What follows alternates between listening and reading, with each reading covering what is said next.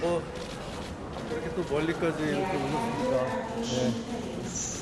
그러더라도 저 해외 그 일정을 이렇게 좀 서둘러 마무리하고 이렇게 들어와서 그러더라도 뭐 우리 좀 하고 싶은 얘기가 많았는데 여기까지 오셨으니까 몇 가지 좀 뭐 입장을 밝히겠습니다. 먼저 베트남 출국했던 것은 이토프라는 것이 있습니다. 동남아시아 지역 정부 관광연맹 10개국, 동남아 10개국을 회원국으로 가진 그런 연맹체인데요.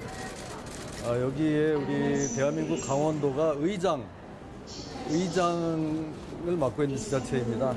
그래서 지금 특별히 그 연맹이 이번에 이제 20주년을 맞아서 큰 행사를 하기 때문에 의장국 대표로서 참가하지 않을 수가 없어서 참가했고, 거기 참가해서 뭐 2024 청소년 유스 올림픽 또 세계 2023 세계 살림 엑스포, 강원도 세계 살림 엑스포, 2026년 ITS 총회 뭐 그런 것에 대한 홍보도 하고, 특히 강원 특별자치도가 됐다는 것, 그것이 그 연맹에서도 굉장히 도움이 될 거라는 것을 많이 얘기하고 그러고 왔습니다.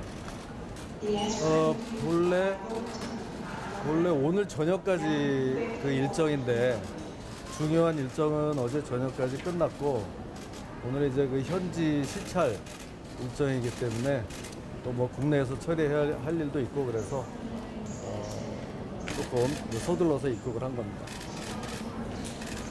그리고 제가 없는 그 며칠 동안에도 우리 이제 강원도에 있는 우리 직원들하고 서로 이렇게 의견을 교환하면서 이렇게 해왔고, 바로 오늘 오전에 우리 경제부지사가 또 강원도에 더 진전된 입장을 밝힌 것으로 알고 있습니다. 그 전부터도 우리 강원도는 그 보증 채무를 이행하겠다고 하고 구체적인 변제 일정까지 밝혔는데, 오늘 밝힌 거는 연내 다 채무 이행하겠다. 12월 15일까지 이행하겠다고 변제 계획을 아주 구체적으로 밝혔습니다. 저하고 당연히 다 상의한 거고요. 지금 막 귀국해서 이제 제가 들은 바로는 그 BNK 등 채권단에서 강원도의 그 입장을 환영하고 채권단에서 그동안 준비했던 법적 대응 이런 것을 중단하겠다고 밝힌 것으로 보고를 받았습니다. 우선 강원도가 회생 절차를 신청하겠다고 밝힌 이후에 I1 제1차가 불응 처리가 됐습니다. 그리고 신용도 경색이 됐고요. 그럼 어떤 입장이신지부터 말씀 좀 부탁드리겠습니다. 네, 그 점에 대해서요.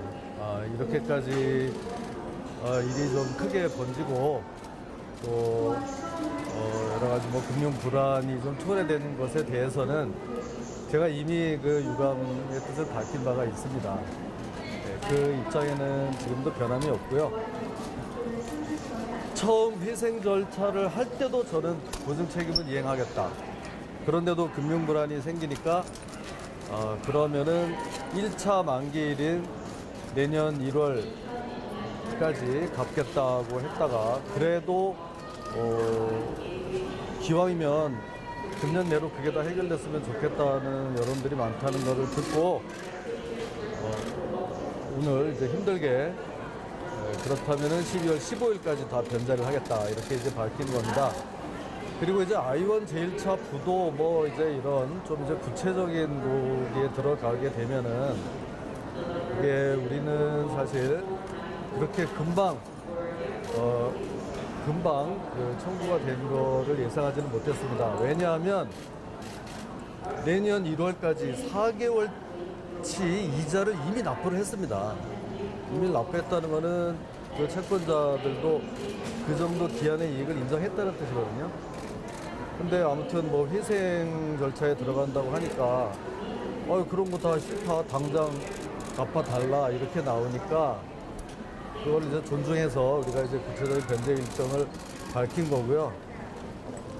그것은 서로 입장에 따라서 조금씩 차이가 있을 수 있는데 이 회생과 디폴트의 차이를 제대로 구분하지 못한 데서 온 점도 저는 있다고 생각을 합니다. 회생법에 의하면은 보증 채무에 전혀 영향이 없습니다. 네. 보증인이 회생 절차를 밟겠다고 하는 그 내용 자체가, 그 발언 자체가 금융시장에서 어떻게 비춰질 거라고는, 그리고 기한이익 상실의 사유가 될 거라고는 예측하지 못하신 건가요?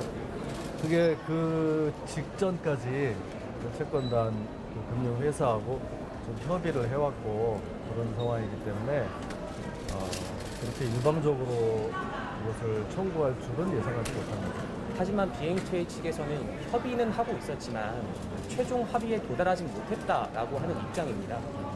어떻게 생각하시는지? 하여튼 제가 아까 얘기한 대로 우리는 이자를 이미 다 납부를 했었고 그 불과 몇 달 동안 회생 절차 내에서 본 채무를 줄여보려고 한 겁니다. 보증 채무가 아니고요. 본 채무. 중도개발공사가 관리 운영하면서 계속해서 빚이 늘어나니까 그걸 회생 절차를 거쳐서라도 본 채무를 어떻게든 줄여보자. 그게 안 되면 보증 채무가 다 이행이 돼야 하니까 그렇게 된 노력의 일환이었습니다. 그러면 강원도는 이번 발표가 기한이익 상실에 해당하는 사유에 해당한다고 생각하지 못하셨던 건가요? 글쎄, 그거는 이제 계속 여러 번 얘기를 하는데요. 우리가 충분히 보증 채무를 이행하겠다고 밝히고 걱정할 상황이 아니라는 것을 계속 설득해오는 과정 중에 좀 우리로서 약간 의외의 그런 사태가 생긴 겁니다. 사실 합의가 완전히 이루어지고 나서 네. 발표를 했다고 한다면 조금 더 상황이 달라질 수도 있었을 것 같고, 그리고 네. 이번 발표 전에 제가 알기로는 법무법인과도 논의를 하셨다고 하는데, 위원님께서는, 그리고 도시장님께서는 정무위원도 하셨었는데 이걸 어떻게 모르실 수가 있는지 글쎄, 궁금합니다. 책임을 그렇게 자꾸 따지려는 것보다 이미 이제 이렇게 된 거고, 우리 강원도로서는 정말 이제 할 만큼 할 수 있는 것은 지금 다 하고 있습니다. 구체적인 번제 계획도 다 밝히고, 채권단에서도 그 정도면은 좀 인정한다. 어떤 법적인 이런 것도 일단 좀 중단하겠다 이렇게 나가니까 이제는 좀 이 금융권이 속히 좀 안정을 찾도록 다 같이 좀 노력해야 되지 않을까 이런 생각을 합니다. 이 채권 시장 경색에 좀 책임 소재가 있다는 지적이나 비판도 좀 나오는데 전반적인 이 부분에 대한 입장도 조금 밝혀주시면. 글쎄, 저희는 이 레고랜드와 관련돼서 강원도에 빚이 너무 많습니다. 그래서 그걸 어떻게든지 이 강원도민의 이 부담을 좀 줄여보려고 했던 노력의 일환으로 좀 이해해 주시면 좋겠고요. 그러고 나서 금방 금융권이 좀 불안해하니까 그 다음부터는 우리가 모든 할 수 있는 조치를 다 했습니다. 그리고 그 앞에서부터 보증 채무 안 갚겠다는 거 아닙니다. 그거 갚습니다. 제가 법조인입니다. 보증 계약에서 어떻게 벗어납니까? 누차 이야기했는데 좀 자꾸 좀 믿어주지 않고 그래도 불안한 거 아니야? 자꾸 이런 식으로 지금 며칠이 흘러갔는데 이제라도 12월 15일까지 전액을 다 상환하겠다. 강원도 이 재정 여력이 충분치 않음에도 어떻게든지 자금을 마련해서 다 갚겠다고 했으니까 이제는 좀 빨리 안정을 찾는 게 좋을 것 같습니다. 그 강원도 재정 상황은 그러면 올해 이렇게 상환을 다 해버리면은 재정 여건은 되는 상황인 건지 아니면 여력이 있는 건지. 네, 그게요. 완전히 충분치는 않지만 어느 정도는 이제 좀 여력이 있습니다. 그래서 그 2천억 원을 또 우리 자체적으로 조달할 수 있는 부분, 또 그 밖에 다른 방법으로 또 조달을 해서 일단 이거는 안정화 시켜야 되니까 최대한 노력을 하는 겁니다. 그럼 이게 뭐 다른 지자체까지 좀 연쇄적으로 피해가 가게 됐다는 지적도 있는데 이게 만약에 금융시장 불안이 그래도 진화가 좀 안 되면 다른 대응책들도 생각하신 게 있는지가 궁금합니다. 네, 그 시도지사 협의회장 이철우 경북지사와도 이제 통화를 했고요.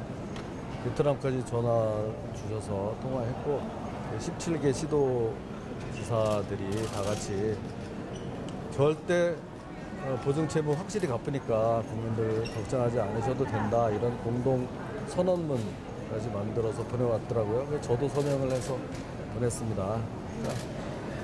또 중앙정부에서도 또 긴급 또 아주 강력한 그 대책을 내놨고 강원도 변제 언제까지 하겠다고 지금 구체적인 계획을 내놨고 또 다른 시도지사들도 이제 그렇게 하고 있으니까 그래서 언론에서도 이거 자꾸 아직 불이 꺼지지 않습니다. 그렇게만 하지 마시고 이게 좀 심리적인 거니까 이제 좀 이게 좀 한 고비를 좀 넘겼다고 이렇게 하면 실제로 좀 그렇게 되지 않을까 생각을 합니다.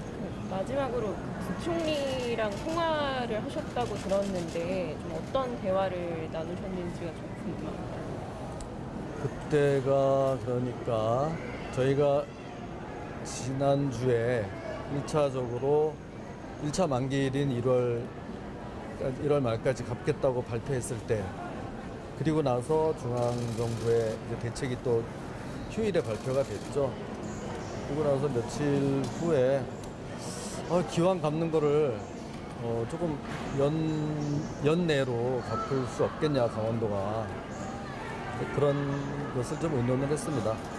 사실은 그 예산이라는 게 항상 모아놓고 있는 게 아니기 때문에 그게 좀 쉬운 일은 아닌데 저희가 그래서 긴급 그 추경 예산을 편성을 하려고 합니다.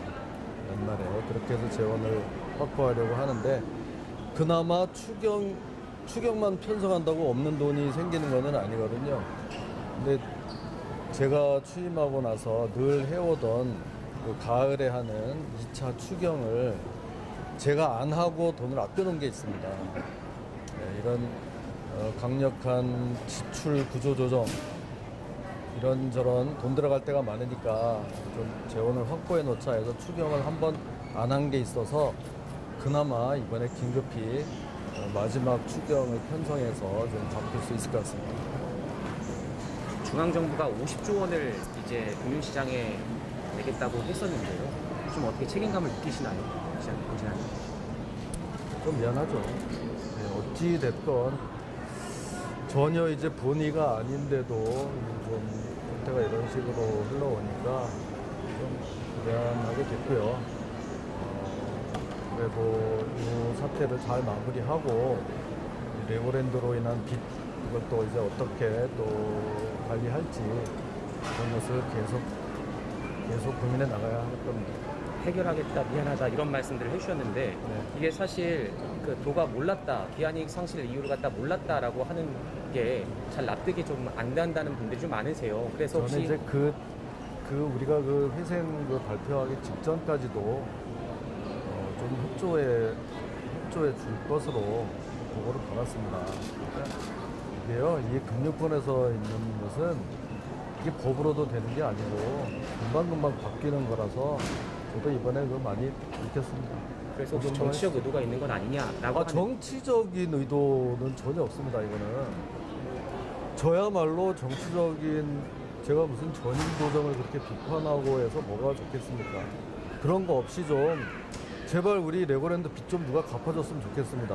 근데 고스란히 우리 지금 저에게 다 넘어왔기 때문에 그게 다 강원도민의 부담이기 때문에 그걸 어떻게든지 줄여보려고 하는 것이지 정치적으로 그걸 공격해서 이미 다 물러난 전임 도정을 공격해서 저한테 되게 될 게 없다고 생각합니다.